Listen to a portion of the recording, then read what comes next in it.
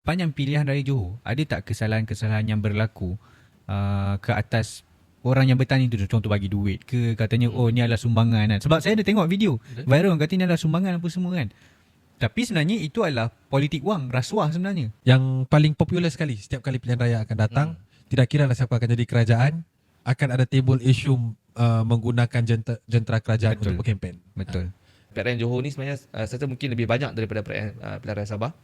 Dari segi penggunaan jentera-jentera kerajaan dan semua-semua kerajaan lah. Kesalahan paling popular lah sepanjang tempoh pilihan raya ni. Sebab macam Bersih kita mula perhatikan pilihan raya macam saya sebut tadi lah.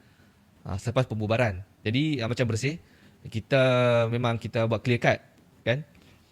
Kalau macam pilihan raya negeri Johor, walaupun ada kerajaan persekutuan tak boleh menggunakan jentera kerajaan untuk berkempen, mengumumkan peruntukan yang khusus.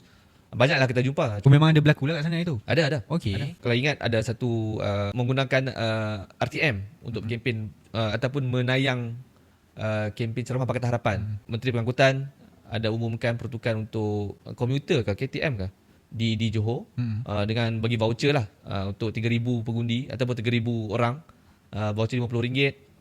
So memang ada, memang berlaku dan bukan di peringkat Pakatan Harapan sajalah. Bahkan Barisan Nasional. Biasanya kesalahan biasa ni adalah buat majlis TVET. Kan? Buat majlis kerajaan ataupun agensi kerajaan. Panggil tapi dalam tu berkempen. Kan? Sama ada bawa calon datang ataupun dia lah suruh undi parti saya ataupun jangan undi parti lain. So kesalahan-kesalahan biasalah tu. Umum peruntukan, guna majlis-majlis.